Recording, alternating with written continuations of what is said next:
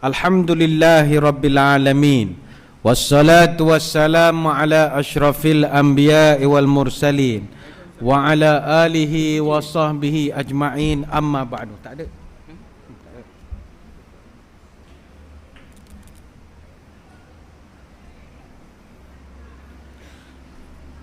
Yang berusaha saudara pengacara majlis, seterusnya warga kerja dan para sukarelawan Masjid Al-Istiqamah, tuan-tuan guru, para alim ulama, para habaib, muslimin muslimat yang dirahmati Allah sekalian. Alhamdulillah, bersempena dengan Ihsan Day, anjuran unit belia Ar-Rijal Masjid Al-Istiqamah, maka kita telah mengadakan umpama maraton ceramah, dan tibalah baton untuk giliran saya menyampaikan satu tajuk seperti yang telah dimaklumkan, memanfaatkan keterbatasan masa. Muslimin muslimat yang dirahmati Allah, bagi kita orang Islam, hampir majoriti kehidupan kita ini dikaitkan dengan masa. Seluruh ibadat kita dikaitkan dengan masa. Kalau solat tak boleh suka-suka hati, ada masanya. Solat pun dipanggil solat 5 waktu atau solat 5 masa. Tak boleh buat semayang zuhur waktu malam, tak boleh. Subuh ada waktunya, ada waktu afdalnya, ada waktu yang dimakruhkan, macam-macam. Kalau subuh masuk 5.36 pagi, apa hukum semayang pukul 6.35 pagi, terbalik. Masuk subuh 5.36, kita semayang 6.35. Apa hukumnya? Dia semua perbahasan tentang soal waktu. Begitu juga puasa bulan Ramadan. Itu hanya boleh puasa selepas munculnya anak bulan Ramadan. Kalau tak nampak anak bulan, kita pakai hisab. Bagi kita di Singapura ini, kita tak pakai ru'yah lagi, pakai hisab. Sebab Singapura, Malaysia, Brunei, Indonesia, dia dah setuju pakai ru'yah dan hisab. Tengok dan juga kira. Dulu pakai tengok, tapi sekarang dah tak boleh tengok. Apa sebab? Banyak pencemaran cahaya. Dulu kita panjat bukit, tengok dekat mata langit, kaki langit, boleh nampak anak bulan, insya-Allah.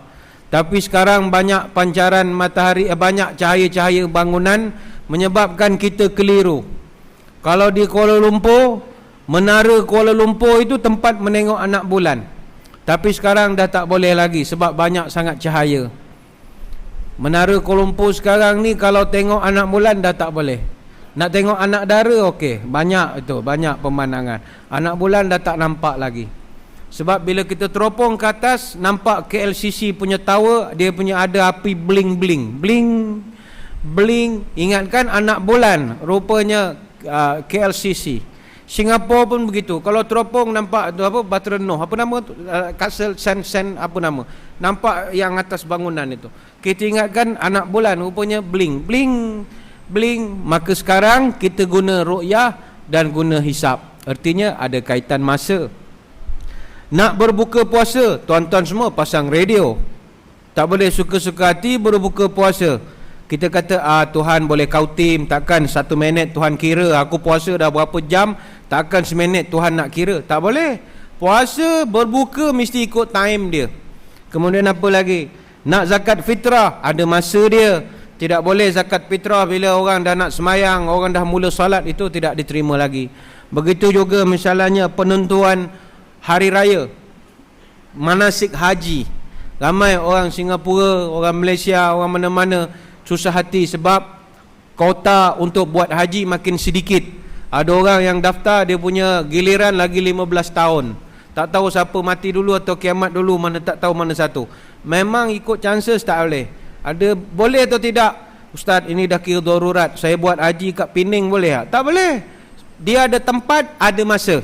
Boleh tak saya pergi umrah bulan 6, saya niat haji? Tak boleh, tak boleh. Haji semuanya berkaitan dengan masa.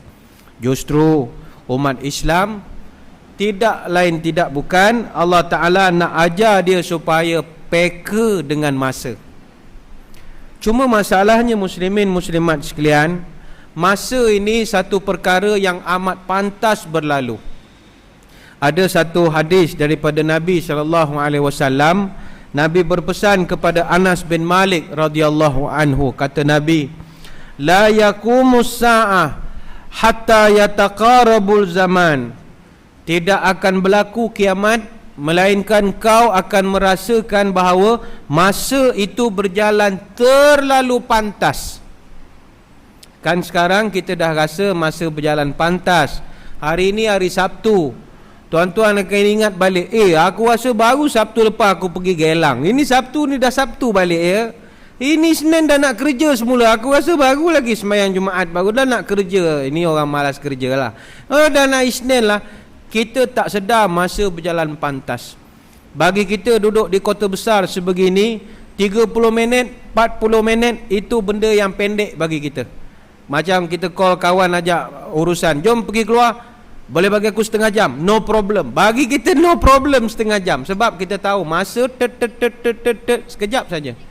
Tapi kalau orang kampung setengah jam, dia tidur dululah, sebab dia rasa lama sangat. Kita duduk di bandar, masa terlalu pantas berjalan. Sehingga kan kata Nabi, watakunus sanatu kasyahri. Manusia akan datang satu keadaan dia merasakan setahun itu umpama satu bulan. Setahun dia rasa sebulan aja. Kita meningkat umur jadi 72. Sekejap ya aku dah 72. Tahun lepas aku 71. Mana sekejap, setahun 300 hari lebih. Tapi sebab masa berjalan pantas, rasa pantas nak sampai tahun ini. Kemudian Nabi sambung lagi, wasyahru kal jumu'ah. Satu bulan dirasakan satu minggu saja. Itu tanda nak kiamat. Watakunul jum'atu kal yaum. Seminggu dirasakan satu hari saja, sekejap saja. Dah nak Isnin dah ya. Dah nak Ahad dah ya. Dah nak Isnin dah ya. Sekejap saja. Kemudian kata Nabi, wa yakunul yaumu kas-sa'ah. Sehari rasa satu saat sahaja. Wa takunus sa'atu kal darmatil bin nari. Dan satu saat itu nanti dia akan sampai peringkat cepatnya kita rasa seperti petikan api saja, macam api lighter. Satu second lebih pantas, lebih sama macam api lighter saja. Hadis riwayat Imam Tirmizi. Berdasarkan hadis ini kita akui benar bahawa masa memang berlalu pantas, dan itu semua tanda-tanda hari nak kiamat. Masa berjalan terlalu pantas. Dia orang rasa masa berjalan lambat ni dua keadaan je. Pertama masa nak berbuka puasa, yang kedua dengar syarahan. Itu rasa lama itu keadaan. Tapi selain daripada itu sekejap saja. Hindustan 3 jam tak ada rasa pun. Siap nangis lagi. 3 jam. 3 jam. Kalau bawa kereta boleh sampai Melaka. Punyalah jauhnya. Tapi sebab Hindustan, ceramah 45 minit, 50 minit macam nak bunuh diri. Aduh lamanya, aduh. Apa sebab? Psikologi. Baca Quran, nak tunggu berbuka pun sama. Berbuka 7-10 minit. 7-8 minit, lagi 2 minit lagi. Macam nak mati tunggu. Aduh lamanya 2 minit. Sebab masa berjalan terlalu lambat ketika itu. Tapi selain daripada itu sekejap saja. Hari raya, rasa baru lagi gambar hari raya, pakai baju raya. Dah nak puasa lagi. Aku punya puasa dulu pun belum ganti lagi, dah nak puasa lagi. Nampak? Masa berjalan terlalu pantas. Anak-anak membesar, berapa ramai orang tengok, dah besar dah anak aku, dah boleh pakai baju aku lah. Sekejap masa berjalan. Ini tanda-tanda nak kiamat. Satu ketika Nabi Isa alaihissalam, dia pernah menyampaikan satu nasihat yang bagi saya baik untuk kita pegang. Kata Nabi Isa, dalam hidup manusia ini, masa dia ada 3 sahaja. Pertama, amsi madha ma biyadika minhu syai'. Masa yang berlalu dan kau tak akan dapat ulang lagi masa itu. Puan-puan, tuan-tuan, zaman muda tak akan ulang balik. Walaupun boleh taruh collagen ke, vitamin C ke, cocok sana cocok sini, makan tempe ke, tapi dari segi benda lain tak boleh ubah. Kudrat kita punya, aktif kita tak boleh lagi. Muka nampak macam muda, tapi ajak main bola, belum tentu boleh main bola. Boleh main, kena ada ambulan lah ready, nanti takut jantung ke apa ke. Kita tak boleh. Masa yang berlalu tak akan datang balik. Walaupun kau memiliki teknologi paling canggih, masuk time tunnel pergi pas, tak boleh. Dia mesti yang berlalu biarkan berlalu. Wa ghadan la tadri an tudrikuhu am la. Yang kedua kata Nabi Isa, yang pertama tadi hari semalam takkan datang lagi. Yang kedua kata dia hari esok engkau tak tahu engkau akan jumpa atau tidak hari itu. Dan yang ketiga kata dia wa yaumun anta fihi faqtanimhu. Dan yang ketiga hari yang kau sedang berada padanya, maka gigitlah sekuat-kuat hati. Macam sekarang kita sedang berada dalam masjid Al-Istiqamah pada tanggal 20 hari bulan April 2013. Gigitlah suasana ini segigit-gigitnya, sebab masa ini tak akan datang lagi sampai bila-bila. Muslimin muslimat yang dirahmati Allah, soal sekarang, bagaimana kita nak manfaatkan keterbatasan masa kita ini? Masa tidak panjang. Pada kesempatan keterbatasan masa ceramah kita ini juga, saya ingin bawakan beberapa tips bagaimanakah Nabi SAW membahagikan masa dalam kehidupan baginda. Mudah-mudahan boleh dijadikan panduan kepada kita. Yang pertama kata ulama, Nabi ini dia secara umum membahagikan masanya kepada 4. Ada setengah mengatakan 5. Yang pertama, Nabi membahagikan masanya untuk solat, munajat dan zikir. Itu memang ada peruntukan special. Nabi letakkan dalam bajet harian dia untuk waktu dia solat, munajat dan juga zikir. Nabi ini dia tak sama macam kita. Sebab Nabi kalau ibadat luar biasa. Kita ibadat sekadar melepaskan kewajipan. Nabi tidak. Saya bawa satu contoh. Pernah satu sahabat bernama Huzaifah Al-Yamani radhiyallahu anhu, dia menceritakan, pernah satu ketika aku datang ke masjid, aku nampak Nabi solat sunat. Aku baru nak semayang belakang Nabi, tiba-tiba aku dengar Nabi baca dalam solat dia yang menyebabkan aku tak sanggup nak follow. Apa sebab? Nabi ni bila semayang, Masya Allah, kata Huzaifah, mula-mula lepas dia angkat takbir, dia baca Fatihah. Selepas dia membaca Fatihah, habis ghairil maghdubi alaihim waladdallin, amin, bismillahirrahmanirrahim, alif lam mim. Kata Huzaifah, aku ingatkan dia baca 20-30 ayat saja, rupanya tidak. Lepas Fatihah dia membaca surah Al-Baqarah 286 ayat, 3 juzuk. Rakaat pertama Nabi baca 286 ayat. Maknanya kalau surah Baqarah dia ada 6221 kalimah, 25,500 huruf untuk rakaat pertama sahaja. Kata Huzaifah, selepas selesai dia baca Al-Baqarah, aku menyangka Nabi nak rukuk. Tidak, sambung lagi surah Ali Imran. Baca lagi surah Ali Imran. Ali Imran berapa ayat? 200 ayat. Dia ada 2 juzuk dalam surah Ali Imran, ada 2 juzuk. Habis surah Ali Imran, kata Huzaifah, aku ingat Nabi nak rukuk. Tidak, Nabi sambung lagi surah An-Nisa, ada 176 ayat. Di dalam ini ada 3 juzuk. Maknanya tuan-tuan sekalian, total Nabi dalam satu rakaat dia boleh baca 662 ayat dalam rakaat pertama sahaja. Ini peristiwa yang dicatatkan dalam hadis sahih daripada riwayat Imam Hakim dan juga An-Nasa'i. Bayangkan, Nabi punya baca solatnya panjang. Sebab itu Nabi ada peruntukan masa khusus untuk mendirikan solat. Tapi ini khusus untuk Nabi sahaja. Kepada kita umat dia, Nabi marah kalau kita jadi imam baca panjang. Itu tak boleh. Yang saya sebut 662 ayat itu Nabi saja dengan sahabat. Imam tak boleh, sebab Nabi pesan, iza a'amma ahadukum nas falyukhaffif. Kalau umatku jadi imam, ringankan solat. Jadi kepada imam jangan baca panjang-panjang. Orang marah nanti. Sebab orang banyak kerja. Imam barangkali itu kerja dia. Orang lain ada kerja lain, parking macam-macam. Imam ada special parking. Ini bukan masjid sini, masjid tempat lain. Imam ada special, dia ada allowance macam-macam. Tapi orang awam tak, mereka ada kerja. Hari Jumaat jangan baca panjang-panjang. Tapi itu risiko jadi imam lah. Jangan baca panjang. Imam kalau baca pendek pun kena komplain, baca panjang lagi kena komplain. So pandai-pandailah. Kalau baca pendek orang kutuk, Qul huwallah, qul ya, qul a'u. Baca qul aku berhenti jadi imam ni macam. Ini masalah. Kalau baca panjang orang kutuk, mengada-ngada nak tunjuk dia hafiz lah tu. Susah juga jadi imam ini. Artinya baca sederhana-sederhana saja. Kalau baca panjang sangat nanti kena komplain susah. Ada satu imam, dia semayang, dia baca surah pendek lah. Dia baca Iza ja'a nasrullah wal fath, macam tu yang basic-basic lah. Jadi ada satu makmum sudah komplain, oh imam, kalau sekadar baca surah pendek-pendek tak payah jadi imam lah. Aku pun boleh jadi imam kalau macam ni. Imam ni pun dah angin satu badan.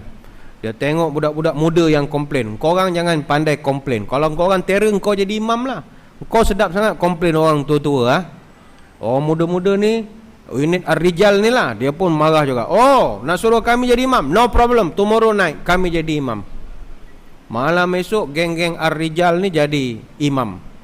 Orang muda duduk depan. Allahu Akbar. Orang tua-tua semua jadi makmum.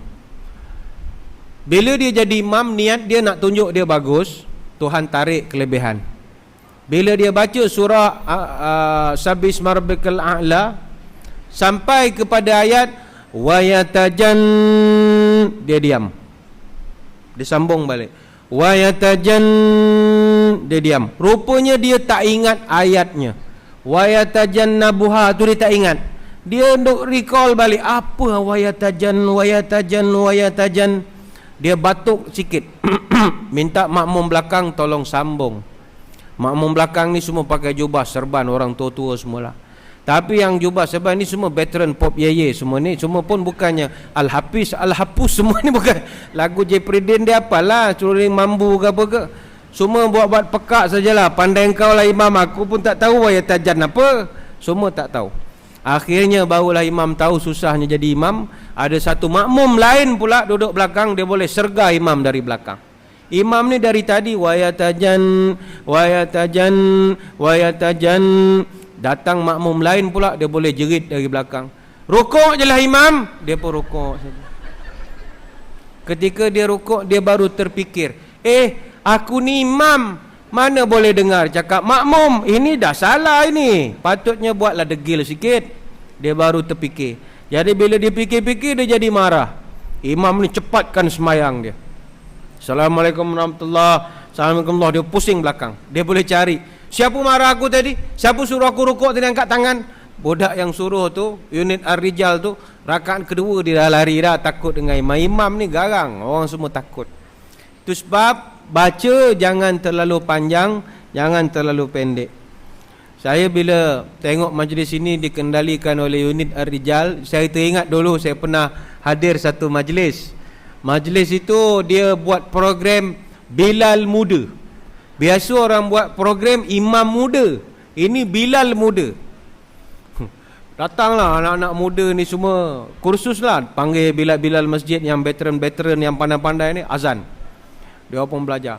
Sebelum dia orang kita serapkan dalam kursus, kita buat selection dululah, pilih mana yang layak. Nanti kalau suara dia deaf tone tak boleh juga jadi Bilal. Allah tak boleh.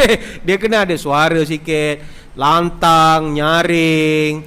Jadinya bila kita nak select yang terbaik itu, kita buat temuduga sikit lah. Macam-macam PL lah orang. Sebab ialah azan ni jarang kita buat kan. Solat semua orang buat, azan mana ada orang buat semua-semua orang. Bilal masjid saja yang buat, imam pun tak pernah azan. So bila kita test, okey, sila azan dulu, kita nak dengar. Ada yang kita dah bagi jadual, yang nak azan ni takut ni. Ada yang datang jumpa, ustaz, boleh minta dia punya skrip tak? Skrip apa? Skrip azan lah. Saya kalau tak ada skrip, saya tak boleh. Wording dia, wording. Saya tak hafal lah ustaz. Azan pun mau hafal. Saya panik ustaz, tak boleh. Mesti mau ada wording sikit lah. Kami pun tulis lah wording, Allahu Akbar ni berapa kali, ni 2 kali, ni 3 kali, 4 kali. Hari esok dia pun audition lah. Pegang skrip tu. Allahu Akbar 2 kali. Asyhadu alla ilaha illallah 2 kali. Itu macam memang betul-betul dia tak tahu pasal azan. Itu dia buat kursus Bilal muda. Bila tengok ramai orang muda, saya ingat buat kursus Bilal muda. Hancur sungguh. Baik, balik kepada tadi. Nabi memang dalam sehari dia peruntukkan masanya satu hari untuk solat, zikir dan juga munajat. Berbeza dengan kita manusia, menurut satu kajian, kita hari ini solat 1 rakaat 2 minit sahaja. Per rakaat, bukan per solat. 1 rakaat kebiasaannya average orang biasa-biasa 2 minit sahaja.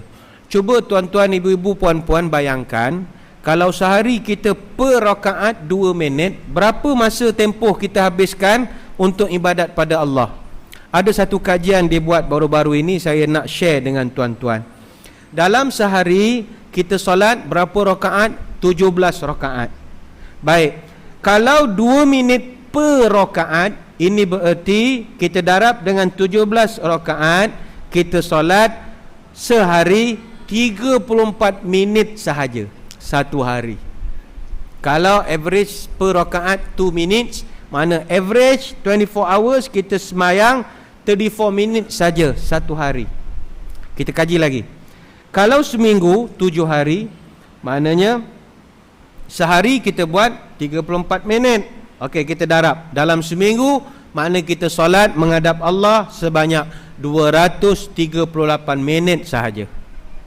Kita kira lagi. Kalau sebulan, ada 4 minggu. Kita darabkan 238 minit, darab 4 bersamaan 952 minit satu bulan. 952 minit satu bulan. Kalau setahun yang tadi 952 minit sebulan, kita darab dengan 12, kita akan dapat 11,424 minit. Kita kira lagi. Kalau kita tukar kepada mod jam, itu saya sebut minit, kita tukar kepada jam, 11,424 minit itu bersamaan 190.4 jam. Kita kira lagi. Maknanya setahun kita hanya semayang 190.4 jam saja. Kita tukar jam tadi kepada mod hari pula. Maknanya kita hanya perlu solat dalam setahun 7.93 hari saja setahun. Sebenarnya setahun kita semayang 8 hari saja. 8 hari. Kita rasa banyak dah semayang 5 waktu satu hari. Tapi dengan kiraan yang orang buat, sebenarnya kita semayang setahun 8 hari saja. Apa masalahnya? Yang Allah bagi lagi banyak, dia minta 8 hari setahun semayang pun kau susah ke? Bukan suruh baling kelapa atas jalan, suruh semayang saja. Masuk aircon, ada kipas apa semua. Sangat mudah. 8 hari setahun average. Kalau kita kira ya, katakanlah umur 60 tahun. Di sini saya nampak ada yang umur 60-an, 6 series. Umur 60 tahun, katalah tolak 10 tahun. Zaman noti-noti kita tolak 10 tahun. Diskaun lah, tinggal 50 saja. Kalau 50, yang tadi 190.4 jam, setahun darab 50. Darab 50, kita dapat 9,520 jam dalam tempoh 50 tahun. 9,520 jam itu bersamaan 396.7 hari saja.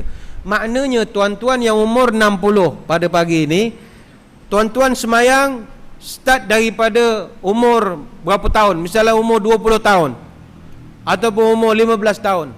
Sampai sekarang tuan-tuan baru solat sekitar 340 hari saja. Baru 340 hari umur 60. Justru itu ibu-ibu, tuan-tuan sekalian, sukarkah kita beribadat pada Tuhan? Jawapan tidak sukar.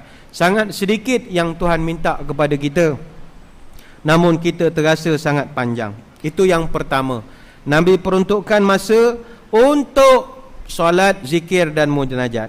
Yang kedua, kata ulama, dari segi pembahagian masa, Nabi peruntukkan masanya untuk muhasabah. Nabi sering duduk berfikir tentang kehidupan dia, tentang apa kesalahan yang kalau ada pernah baginda lakukan, apa perancangan-perancangan yang Nabi nak buat, apa kelemahan-kelemahan yang ada. Itu dia sering lakukan introspeksi. Kalau kita ambil contoh, bagaimana orang-orang yang dulu mereka sering menjadikan muhasabah diri sebagai amalan.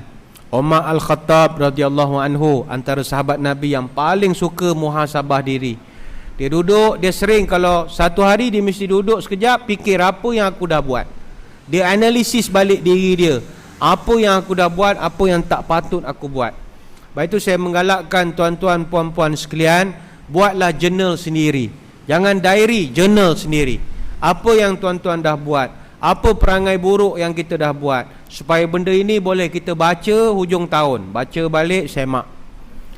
Almarhum Imam Hasan Al-Banna, ketika dia meninggal, anak-anak dia terkejut nampak jurnal dia. Hasan Al-Banna ni kata anak-anak dia jarang balik rumah. Dia ni kerja dakwah, kerja NGO banyak. Dia jarang dengan anak-anak. Tapi rupa-rupanya walaupun dia jarang dengan anak-anak, dia perhatikan kelakuan anak-anak dia. Anak-anak dia ada 5-6 orang. Setiap seorang dia buat jurnal khas untuk anak dia. Macam seolah-olah personal file kita di klinik lah. Mana pergi klinik, kasih IC kan, taruh dalam sistem, terus keluar file. Semua penyakit kita yang 5-6 tahun semua ada dalam tu. Asal mana anak-anak dia semua buat macam tu. Dalam file tu dia tulis. Dia tulis setiap perangai anak-anak dia yang dia nampak dan yang dia dengar. Contoh dia balik rumah, dah 3 hari tak balik, sampai rumah dia punya isteri report, abang ni anak kita ini, anak-anak dia gaduh lah, malam mandi lah, mama. Okey. Dia pun ambil file anak dia. Hari ni dapat report malas mandi. Wahai anakku, andai kata engkau membaca tulisan abahmu ini satu hari nanti, kau telah melukakan hati mak. Minta ampun daripada dia. Tapi abah okey, sebab abah pun malas mandi juga. Sebagai contoh lah, contoh. Moga kita bertemu di dalam kebahagiaan. Dan dia tak pernah tunjuk anak dia. Hari esok dapat report, tulis lagi, next page. Penilaian dia sendiri. Nanti anak tu dah besar, nak kahwin, dia serahkan file. Itu jam anak-anak dia kata kami semua nangis lah. Bila buka, detail lah, bapak semua tulis semua yang hari-hari yang dia. Hasan Al-Banna kata anak-anak dia tak pernah marah anak, tapi dia tegur dengan tulisan dia itu tadi. Kalau tuan-tuan rajin, bolehlah buat. Tapi sekarang orang tak pakai jurnal-jurnal gitu. Orang sekarang pakai komputer, iPad ke apa ke, tulis lah macam tu. Nanti tuan-tuan meninggal, suruh anak-anak baca. Bila dia tengok, oh bapak aku, dia check aku punya hidup lah. Jadi muhasabah diri. Selain daripada muhasabah anak-anak, muhasabah diri kita. Soalan ringkas kalau saya tanya, siapa di kalangan tuan-tuan sepanjang hari ini, dari subuh tadi sampai sekarang, tak ada buat salah apa-apa? Tak ada langsung buat salah, ada atau tidak? Mustahil. Siapa di kalangan tuan-tuan sepanjang hari semalam tak buat apa-apa kesalahan dan dosa? Mustahil. Setiap daripada kita, kata Nabi sallallahu alaihi wasallam, kullu bani Adam khata' wa khairul khata'in at-tawwabun. Setiap anak Adam mesti buat salah, dan orang yang paling baik yang buat salah ialah orang yang bertaubat. Masa bila nak kenang? Kena ada masa untuk muhasabah. Itu yang kedua. Yang ketiga, Nabi memperuntukkan masanya untuk berfikir tentang makhluk ciptaan Allah Subhanahu wa taala. Duduk melihat alam. Sebab kita nak dekat diri dengan Allah boleh sahaja dengan melihat alam ciptaan Allah. Sebab itu Syekh Rashid Ridha mengatakan bahawa tanda-tanda ciptaan Allah ini dia panggil sebagai ayat Allah yang diciptakan, tanda-tanda kewujudan Allah. Ayat Allah ada dua, satu yang terucap, satu yang tercipta. Ayat Allah yang terucap, wahyu. Wahyu itu kita baca. Ayat Allah yang tercipta, alam jagat raya. Sebab itu ustaz memang boleh kenal Allah, tapi orang bukan ustaz pun boleh kenal Allah dengan ilmu dia. Contoh, orang kerja doktor, dia kaji ciptaan Allah daripada ujung kepala sampai ujung kaki. Sebab itu kalau ada di sini yang anak dia doktor, atau adik dia doktor, atau doktor sendiri yang dengar ceramah ini, ingin saya pesankan, orang jadi doktor tugas-tugas mulia. Tugas seorang doktor mulia kerana tugasnya mengkaji makhluk Allah paling sempurna sekali. Apa kejadian Allah paling sempurna? Manusia lah. Bukit, gunung, ganang, laut tak boleh lawan kita punya sistem badan kita. Daripada rambut sampai kaki, kita paling perfect. Ada jutaan saraf dalam sistem badan Tuhan cipta. Dan siapa yang kaji benda ini? Doktor. Sebab itu orang kerja doktor ramai yang kalau mereka betul-betul beriman, mereka lebih insaf Ingat pada Allah berbanding dengan imam. Imam pun tak boleh challenge doktor. Di tempat saya ramai, kalau yang pergi masjid, kita ingatkan ustaz, bila tolak jadi imam, oh sorry saya bukan ustaz, saya baru nak start. Habis awak ada janggut muka macam ustaz. Tak, saya engineer. Kenapa dia datang masjid kaji dengan Allah? Sebab dia kaji tentang sudut, tentang hukum, bagaimana benda tu naik. Kan kalau engineer dia kaji tentang persoalan sudut macam ni, sudut macam ni. Engineering, dia kaji macam mana besi boleh naik atas langit. Itu kerja engineer lah. Besi boleh naik atas langit lah. Allah, kita baling besi mesti jatuh punya. Engineer dia boleh buat besi terbang sampai Kuala Lumpur. Besi dia baling, terbang. Itu kapal terbang. Macam mana boleh terbang? Kapal terbang bukan kapas. Siapa yang fikir? Engineer. Dia fikir macam mana mau cari sudut. Kan kalau kita pergi masa budak-budak zaman dulu, tuan-tuan main tepi pantai, biasa kalau baling batu dalam air laut, mesti tenggelam punya. Tapi kalau pandai cari angle, sudut yang tepat, batu yang tuan-tuan baling dia jadi piu. Kadang sampai tiga kali baru tenggelam. Kalau orang yang pandai 5 kali 6 kali dia boleh buat. Dia tengok angle sudut yang sesuai, baru tenggelam. Kalau orang bandar memang tak pandai, baling memang terus tenggelam lah. Belum mati semua ikan. Tapi kalau orang pandai mesti boleh tu. Itu kerja engineer lah. Engineer kerjanya mencari angle, mencari sudut yang mustahil tidak dimustahilkan. Besi tak boleh naik, tapi Allah kasih dia ilmu, dia boleh buat besi naik langit. Tapi macam mana dia buat? Dia minta tolong sama angin. Tanya sama pokok, apa sebab goyang. Nanti jawab pokok, angin yang tolong tolak. Lagi besar dia punya kepak, lagi banyak angin dia ajak masuk. Angin tolong pegang dia punya kepak. Sampai Kuala Lumpur. Kenapa jadi tiba-tiba air pocket? Sebab awan tebal. Besi langgar awan, angin jatuh sekejap. Tapi nanti ujung disambut balik. Bila dia tak jatuh, dia jatuh, itu yang kita jatuh ke bawah. Angin tak ada. Sebab itu tuan-tuan kalau naik kapal terbang, banyakkan istighfar. Sebab kita betul-betul gantung atas angin itu. Bayang kalau angin mogok, angin demonstrasi, manusia tak adil. Aku tolong bawa engkau dari Mekah sampai mana-mana, engkau ucap terima kasih pun tidak, ajak datang rumah minum air pun tak ada. Ini macam punya orang, jangan tolong. Jom kita pergi teh tarik. Kalau dia tinggal kita, terus jatuh bawah. Siapa yang kaji benda-benda alam-alam ini? Engineer. Sebab itu orang engineer, doktor, geologis, kaji muka bumi, kaji dalam bumi, ONG punya orang, oil and gas, lebih banyak beriman banding orang lain. Orang yang kaji haiwan pun boleh. Orang kerja zoo, berapa ramai saya jumpa orang kerja zoo, insaf. Kecuali zoo Hulu Klang, zoo negara itu lain. Dia jaga zoo, akhirnya dia mengaku jadi nabi. Itu dia pening sikit lah. Kan Haji Kahar tu kerja zoo, dia mengaku jadi rasul. Jabatan Agama sudah tangkap, dia resign. Dia letak jawatan, ada official letter, peletakan jawatan sebagai Rasul Melayu. Siap dia beritahu, dengan ini saya mendesak agar diadakan pelantikan baru Rasul Melayu. Jika tidak, ada ditimpa musibah. Kalau tuan-tuan sini yang dah pencen, tak ada kerja, boleh mohonlah jadi Rasul Melayu. Cawangan Singapura lah. Dia headquarters dia dekat Kuala Lumpur. Boleh. Orang kerja jaga haiwan banyak insaf. Sebab itu nak naik iman, tak mesti pergi masjid, tengok TV, tengok Discovery Channel, tengok Animal Planet pun boleh jadi iman tambah.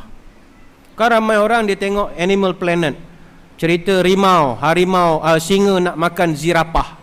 Dia tengok cerita Animal Planet saja. Harimau lari-lari, singa lari, lompat belakang zirapah. Pam! Zirapah lawan. Boom. Zirapah menang. Kita bila tengok, terbit dari mulut kita, subhanallah. Itu iman naik kan. Hebat ciptaan Allah. Zirapah boleh lawan singa. Kenapakah singa yang begitu garang boleh dilawan? Timbul kita kekuatan pada Allah. Melihat singa, harimau kejar rusa, kita tengok dalam Animal Planet, tambah iman. Tapi tuan-tuan jangan tak datang masjid pula lepas pada ni. Dia tanya, Ustaz tak datang masjid tu, Ustaz bilang no tambah iman, tengok Animal Planet aja. Aku pun tengok Animal Planet lah. Orang datang masjid gentel tasbih, dia gentel remote TV. Macam ni. Kejap tu kau tengok Discovery Channel. Jangan. Balance kan itu ya. Kemudian yang keempat, Nabi membagikan masanya untuk mencari keperluan seperti mencari rezeki. Itu memang ada, perlu bekerja. Ini saya tidak ulaskan. Yang kelima, Nabi memperuntukkan masanya untuk menghiburkan jiwanya dengan aktiviti-aktiviti yang dibenarkan oleh syarak. Tuan-tuan sekalian, dalam Islam kita boleh berhibur. Bahawa Nabi SAW sendiri, walaupun Nabi seorang yang serius dalam kehidupan, tapi Nabi ada juga sisi-sisi joke-nya, itu Nabi ada. Sebab itu orang Islam jangan terlalu serius. Nanti kalau terlalu serius, sakit jantung kita. Sekali-sekala kita okey nak hiburkan hati kita. Nabi pun ada mengusik-ngusik sahabat. Ada. Kan kita biasa dengar satu hari ada seorang sahabat mengadu perempuan. Ya Rasul, tolong saya, tolong doa pada Allah. Apa hal kakak? Saya punya anak hilang ni, saya tak tahu mana mau cari ni. Tolong ya Rasul, tolong ya Rasul. Kata Nabi, bertenang, duduk sini. Saya mau tanya, awak punya anak laki perempuan? Lelaki ya Rasul. Oh, berapa umurnya?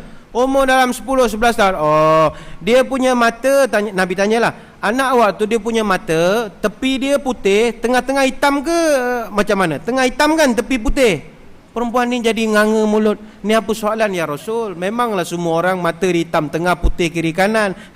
Nabi ketawa. Saya ni nak bagi awak tenang saja, kata Nabi.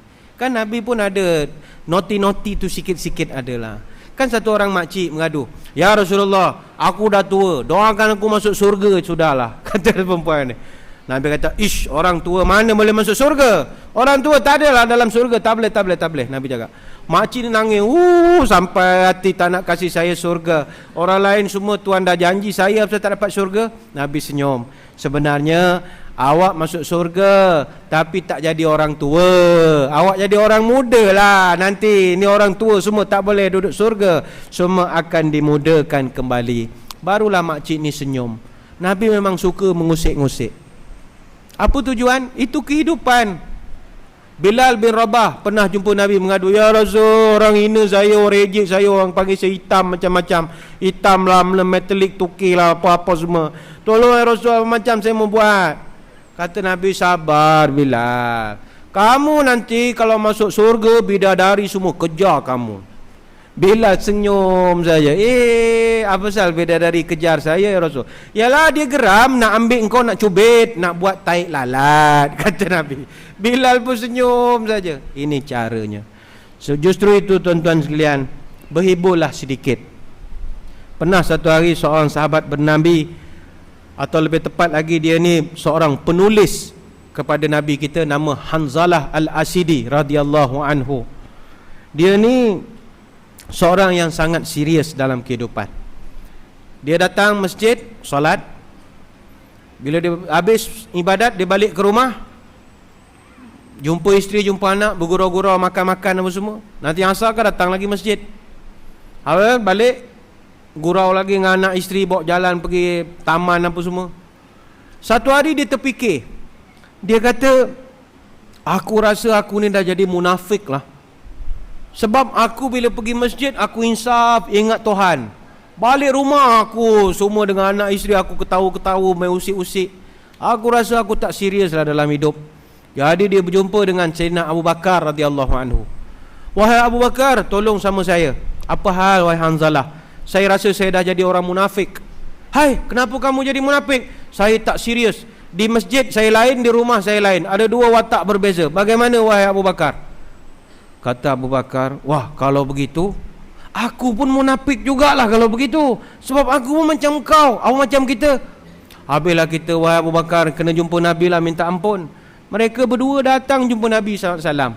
Berceritalah, ya Rasul, kami ni begini, rasa macam munafik. Kata Nabi, walladhi nafsi biyadihi, innakum law tadumuna ala ma takununa indi wa fu zikri lasafahatkumul malaikatu ala furushikum wa fi turuqikum walakin ya Hanzalah sa'atan wa sa'ata sa'atan wa sa'ata sa'atan wa sa'ata. Hadis sahih riwayat Muslim. Nabi bila dengar Hanzalah cerita, Nabi senyum. Nabi kata, wahai Hanzalah, jangan serius sangat. kalau kamu siang malam perangai macam ini, nescaya malaikat akan datang duduk rumah kamu, tidur dengan kamu, mandi dengan kamu, segala-gala dengan kamu. Malaikat sampai bersalam dengan kamu. Jangan begitu wahai Hanzalah. Sekali-sekala hiburkan hati. Sa'atan wa sa'ata, sa'atan wa sa'ata. Sekali-sekala chill, sekali-sekala cool, sekali-sekala senyum-senyumlah sikit. Apa salah bergurau? Oh jangan, kita orang Islam. No, tak bergurau, duduk surau lah. Surau RNR, duduk saja. Kita hidup mesti ada bergurau-gurau sedikit. Sebab itu pagi tadi saya berada di Masjid Darul Aman bersama dengan jemaah-jemaah daripada Masjid Al-Amin. Kita cerita tentang mendepani ujian. Sekarang ni orang banyak ditimpa ujian, dan ujian itu dia tak tertanggung. Apa sebab? Salah satu sifat orang yang kalau nak ujian ini jadi positif, dia mesti banyak senyum. Hari ini orang Islam kurang senyum. Kurang sangat tuan-tuan. Nak cari orang Islam yang senyum kurang. Ketawa pun kurang sekarang.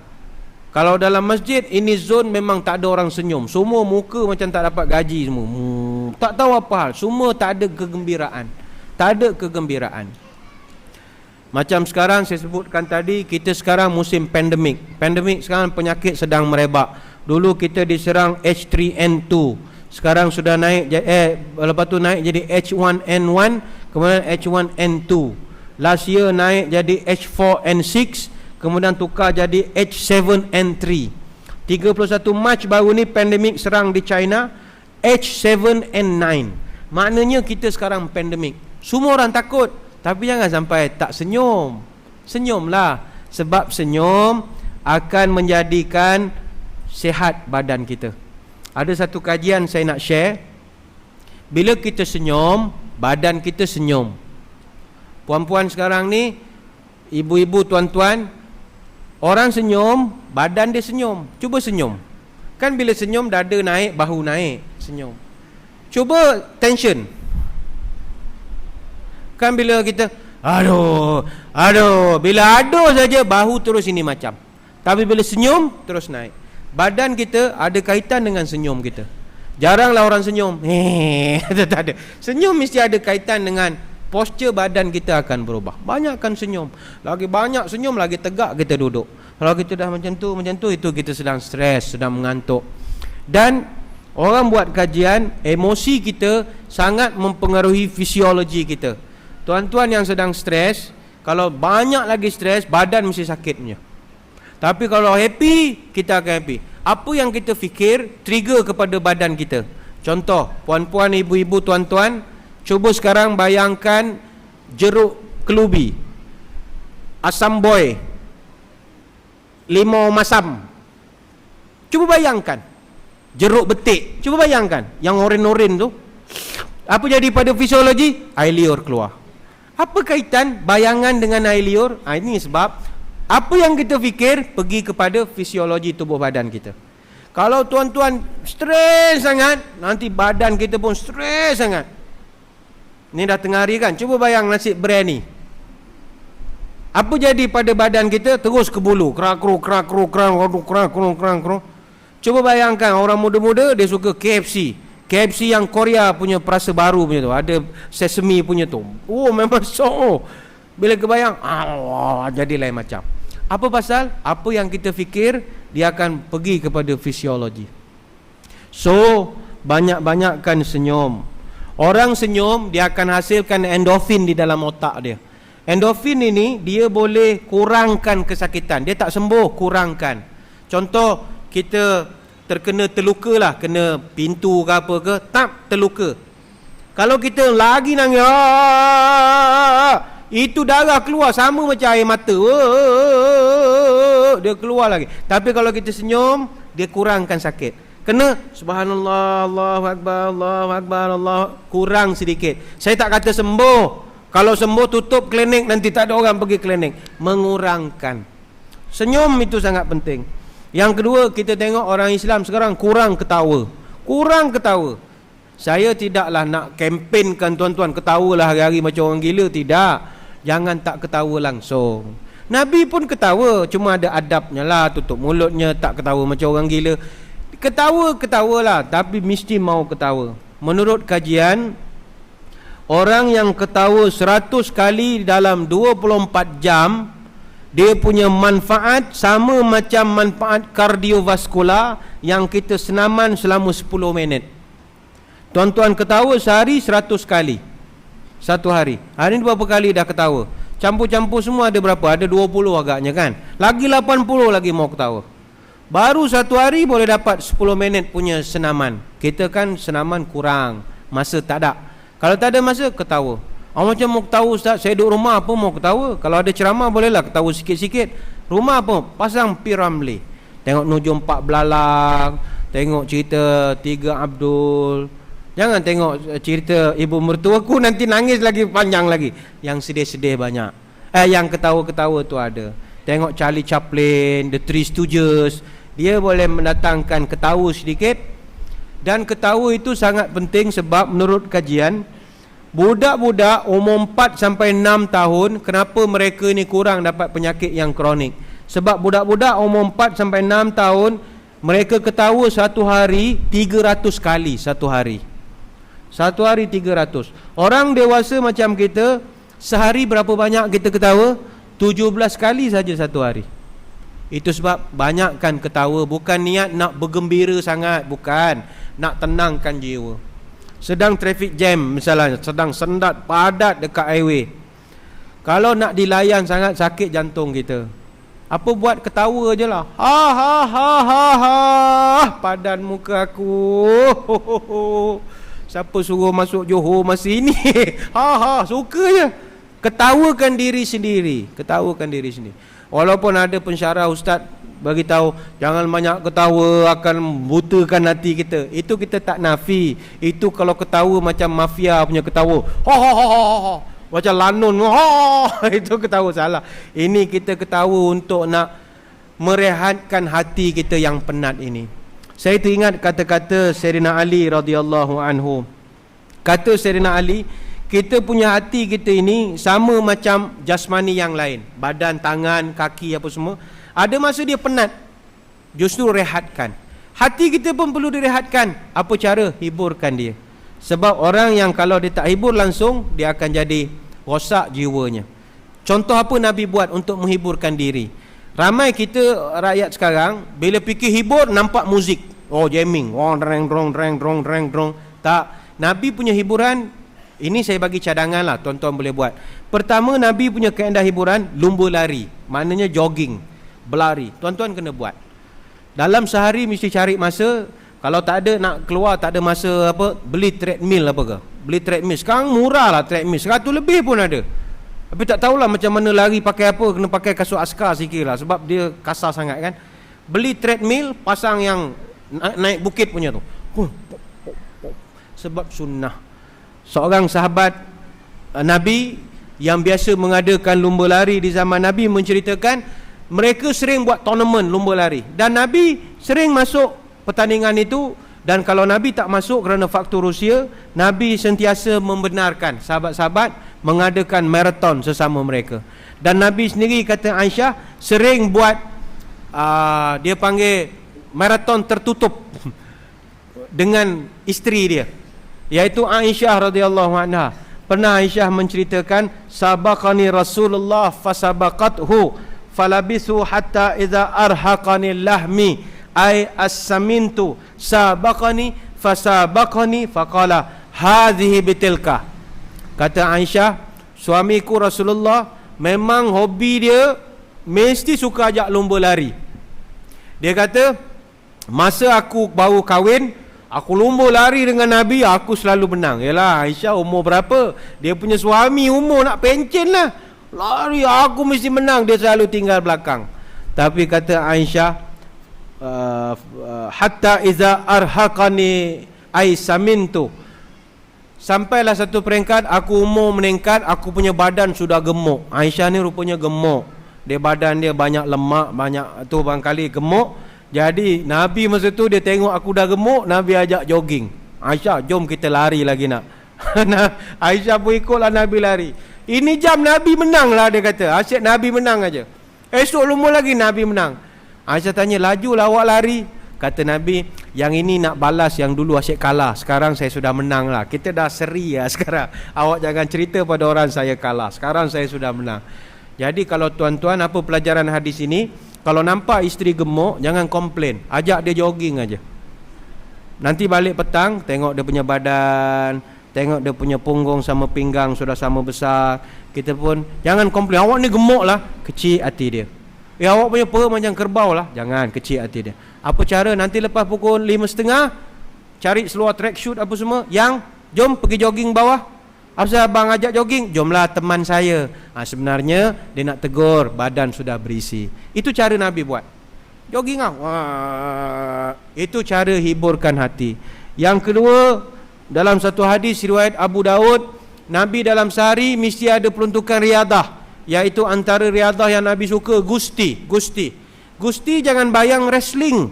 Wrestling yang TV3 malam Jumaat pukul 11 itu wrestling pakai spender tu tak betul. Ini gusti macam yang kalau kita sekarang ni macam apa ya? Macam karate, macam karate do, taekwondo macam tu. Nak tumbangkan orang. Itu caranya. Dan di zaman Nabi dulu di Madinah ada seorang penggusti yang terkenal namanya Rukanah. Dalam hadis sahih mencatatkan Nabi pernah berlawan dengan Rukanah dan Nabi menang. Sayyidina Ali pun selalu gusti sama Rukanah. Rukanah ni memang seorang ultimate warrior dia zaman itulah. Austin power punya, memang power betul lah. Memang dia kuat, tapi ada masa dia kalah. Yang ketiga Nabi selalu buat adalah memanah. Jadi kalau siapa ada masa, archery, main dart pun boleh. Buat apa saja asalkan riadah. Ini Nabi buat riadah. Main dart tu biasalah kan. Kalau main dart ni bagus. Bagi saya itu latihan untuk pergi buat haji nanti. Sebab kita orang latihan melontar ni, dia melontar jamrah. Bismillah Allahu Akbar, Bismillah rajman li syayatin. Dia 7 kan. Bismillah Allahu Akbar. Nanti kalau dia latih dart tu hari-hari, nanti kalau pergi melontar tepat kena tu. Ni nak balik orang Turki kena, baring orang Iran kena, semua kena. Bismillah Allahu Akbar, tu 3 poin. Bismillah. Ni melontar yang Aqabah betul kan? Bukan melontar sunat tu lah, bukan melontar wajib. Kemudian apa lagi? Nabi yang keempat, kata ulama, dia paling suka menunggang kuda, memacu kuda. Bukan main kuda, tikam kuda tu bukan. Dia memacu kuda. Kedekuk. Kalau main kuda tu berdosa. Apa ni? Judi. Tuan-tuan, saya nak pesan satu perkara. Judi ni satu-satunya dosa yang siapa cakap nak buat tapi tak buat, dia kena kafarah. Dia saja gurau-gurau saja. Kalau dia gurau pun dia kena bayar. Kata Nabi, man qala li sahibi ta'ala uqamirka falyatasaddaq. Hadis riwayat Bukhari Muslim. Siapa-siapa yang bilang sama kawan dia, jom kita pergi kasino, kita main judi, nanti kalau kaya kita sedekah masjid, buat lift baru, taruh lagi bling-bling. Okey tak? Sebenarnya tak nak pergi, gurau saja. Siapa gurau nak berjudi, dia kena sedekah. Berapa sen? 50 sen. 50 sen dia kena sedekah. Mana kawan dia kena tegur, kau dah gurau-gurau nak judi tu berdosa, kau tahu tak? Oh iya ke? Habis apa macam? Kau kena kafarah lah, bayar. Berapa sen? 50 sen, bayar masjid. Atau cari orang miskin bagi 50 sen. Kalau ada yang kata, alamak ustaz, saya sudah banyak kali apa macam, tapi baru hari ni tahu. Tak apa, let bygone be bygone. Dia yang ni tak apa dalam Islam. Tertidur, tercakap, terbuat, tak tahu tak apa. Tapi kalau dah tahu tak boleh. Judi tak boleh gurau. Tak boleh gurau. Minum boleh gurau lagi. Nasi biryani, minum apa? Kasbek lah. Boleh gurau-gurau gitu. Saja main saja. Boleh gurau. Tapi judi, no. Jom pergi JB, buat apa? Kita beli nombor lah, satu besar, satu kecil, 62, 62, 32, 32. Mana tahu dapat. Lepas tu kita semayang hajat lah ke Masjid Abu Bakar. Mana boleh gurau-gurau? Tak boleh gurau-gurau. Kena bayar 50 sen. Sebab pelepas untuk mulut yang terlepas cakap. Yang kelima, kata ulama, Nabi spend masa dia untuk memburu. Nabi sangat suka berburu. Dia sering berburu untuk mencari dari segi haiwan-haiwan, makanan-makanan, dia suka.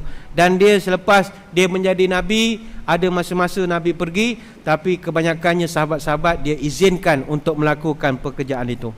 Cuma kata Imam Al-Ghazali, jadikanlah nyanyian, muzik sebagai hiburan terakhir sebelum kita nak mengambilnya sebagai hiburan jiwa kita. Sebab Nabi tidak meletakkan muzik sebagai hiburan pertama. Minggu lepas saya di Jabatan Agama, saya duduk bahagian ajaran sesat. Kami tangkap satu kumpulan di Kuantan. Dia nak dekat diri dengan Tuhan pakai muzik. Pakai muzik. Gitar jamming cukup, distortion gadget semua ada, delay, nyanyi lagu rock. Dia kumpulan rock rohani. Breng kepadamu kekasih Allah Allah Allah Allah Allah. Dia siap ada. Dia dakwa dia boleh dekat diri dengan Allah pakai muzik. Kami buat kajian dah 2 bulan, kami follow, kami tangkap, kami bentangkan kami punya research, kami beritahu muzik tak pernah sampai kenal Allah, tak pernah. Apa sebab? Sebab muzik ini dia hanya trigger kita punya brainwave untuk delta saja. Sebab kita punya frekuensi otak kita ada delta, beta, alpha, apa semua ni. Dia tak akan sampai. Yang sampai ialah zikir. Muzik tak akan sampai. Muzik ini dia hanya trigger kita punya brainwave untuk asyik saja. Kita mendengar lagu segala puji-pujian ku tujukan pada Ramli Sarip, dan hidup dan matiku hanyalah untukmu. Lagu tu ketuhanan, tapi orang minat muzik tangannya gini, untukmu, untukmu. Kalau orang suka gitar dia akan fikir D minus, A minus, C minus, B flat, D flat, 3 flat. Kalau orang suka drum dia akan kira tempo 1, 2, 3, 4 1, 2, 3, 4 1, 2, 3, 4 1, 2, 3, 4. Muzik tak pernah boleh sampai pada Tuhan. Yang sampai pada Tuhan zikir. Itu sebab kata Imam Ghazali, kenapakah bila kita tengok burung berkicauan, geru burung pagi-pagi, kita mendengar bunyi air terjun. Bahkan tuan-tuan di sini kalau tak ada air terjun, rumah kita ada water fountain, bunyi air. Kenapakah ini semua menenangkan kita? Melihat ikan yang berenang dalam akuarium menenangkan kita. Apa sebab? Kerana makhluk Allah semuanya berzikir kepada Allah. Dalam muzik tidak ada, kecuali lagu tu subhanallah subhanallah subhanallah subhanallah subhanallah subhanallah subhanallah, itu pun melalaikan lagi. Itu sebab inilah 5 pembahagian masa Nabi SAW yang menjadikan Nabi atau baginda itu seorang yang berjaya memanfaatkan keterbatasan masanya. Ingatlah tuan-tuan puan-puan sekalian, masa kita tak banyak, bahagikanlah dengan cara yang terbaik. Ikut saja kaedah Nabi tadi, bahagikan masa untuk ibadah, semayang, wirid dan zikir kita. Yang kedua, kita bahagikan masa untuk fikir tentang diri kita sendiri, apa yang aku dah buat, apa yang aku nak jadi akan datang. Yang ketiga, fikirkan apakah perkara-perkara yang kita nak bertaubat kepada Allah Subhanahu Wa Taala dari segi nak muhasabah diri ini. Kemudian hiburkan sedikit jiwa kita ini. Kemudian jangan lupa wujudkan dalam hidup kita nak melihat ciptaan-ciptaan Allah. Kalau ada rezeki lebih, berjalanlah merentasi penjuru muka bumi ini. Tengok negara orang, pergi Spanyol, pergi Batam, pergi Thailand, pergi Vietnam sebagai contoh. Tengok tempat orang, dia akan dapatkan suatu ketenangan jiwa daripada segi mengenali budaya hidup yang berbeza. Kalau ini yang mampu kita buat, saya percaya insya-Allah matlamat kita nak memenuhi keterbatasan masa kita ini akan mudah untuk kita selesaikan. Sekadar itu sembang-sembang kita tengah hari ini. Saya mengucapkan ribuan terima kasih atas perhatian. Mohon maaf sebarang kekurangan. Mudah-mudahan kita bertemu pada lain-lain kesempatan. Selamat maju jaya kepada unit Belia Ar-Rijal Masjid Al-Istiqamah. Mudah-mudahan program Ihsan Day ini berjaya mencapai objektifnya. Kita tutup dengan doa, mudah-mudahan diberkati. A'udzubillahi minasyaitonirrajim. Bismillahirrahmanirrahim. Allahumma aftah lana qulubana fi talabil ilmi warzuqna ikhlasa fihi wal amalu bihi wa nashru bihi hatta ya'tiyana al yaqin. Rabbi zidna ilma wa wasi' fi rizqina wa barik lana fima razaqtana waj'alna mahbuban fi qulubi ibadika wa azizan fi uyunihim waj'alna wajihan fid dunya wal akhirah wa minal muqarrabin ya katsiran nawal ya hasanal fi'al ya qa'iman bila zawal ya mubdi'an bila misal, falakal hamdu wal minnatu wasyarafu ala kulli hal. Sallallahu ala sayyidina Muhammad wa ala alihi washabbihi wasallam. Walhamdulillahi rabbil alamin. Billahi taufik wal hidayah. Wassalamualaikum warahmatullahi wabarakatuh. Wallahu a'lam.